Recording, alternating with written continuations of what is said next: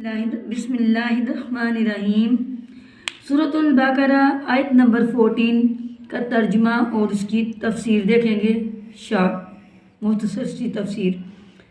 وَإِذَا لَقُوا الَّذِينَ آمَنُوا قَالُوا آمَنَّا وَإِذَا خَلَوْا إِلَىٰ شَيَاطِينِهِمْ قَالُوا إِنَّا مَعَكُمْ إِنَّمَا نَحْنُ مُسْتَهْزِئُونَ۔ ان سے کہا گیا جس طرح دوسرے لوگ ایمان لاتے ہیں اس طرح تم بھی ایمان لاؤ، تو انہوں نے یہی جواب دیا، کیا ہم بے وقوفی کی طرح ایمان لائیں؟ خبردار، حقیقت میں تو یہ خود بے وقوف ہیں مگر یہ جانتے نہیں ہیں۔ جب یہ اہل ایمان سے ملتے ہیں تو کہتے ہیں ہم ایمان لائے، اور جب علیحدگی میں اپنے شیطانوں سے ملتے ہیں تو کہتے ہیں کہ اصل میں تو ہم تمہارے ساتھ ہیں۔ ان لوگوں سے محض مذاق کر رہے ہیں۔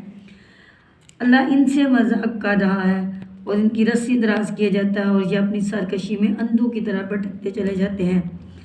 یعنی کہ جس طرح تمہاری قوم کے دوسرے لوگ سچائی اور خلوص کے ساتھ مسلمان ہوئے ہیں، اس طرح تم بھی اگر اسلام قبول کرتے تو ایمانداری کے ساتھ سچے دل سے قبول کرتے۔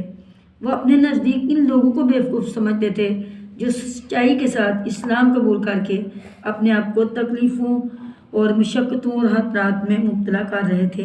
ان کی رائے میں یہ سراسر احمقانہ فعل تھا کہ محض حق اور راستے کی خاطر تمام ملک کی دشمنی مول لے لی جائے۔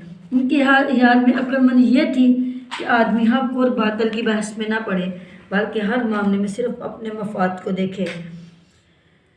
تو یہ جو منافق تھے، یہ منافقین کے حوالے سے ہی ہم نے تذکرہ دیکھا ہے پیچھے بھی اور اس آیت کے اندر بھی۔ تو منافق وہ ہوتا ہے جو دو زبانیں رکھتا ہے، ٹھیک ہے، جس کا باطن اور ظاہر مختلف ہوتا ہے۔ تو اصل میں یہ لوگ جو ہیں اللہ کو بھی دھوکہ نہیں دیتے، نہ اسلام کو یہ نقصان پہنچا سکتے ہیں، یہ محض اپنی ذات کو دھوکہ دیتے ہیں۔ اللہ تعالیٰ سے دعا ہے کہ اللہ تعالیٰ ہمیں قرآن مجید کو سمجھنے والا اور اس پر عمل کرنے والا بنائے۔ آمین ثم آمین۔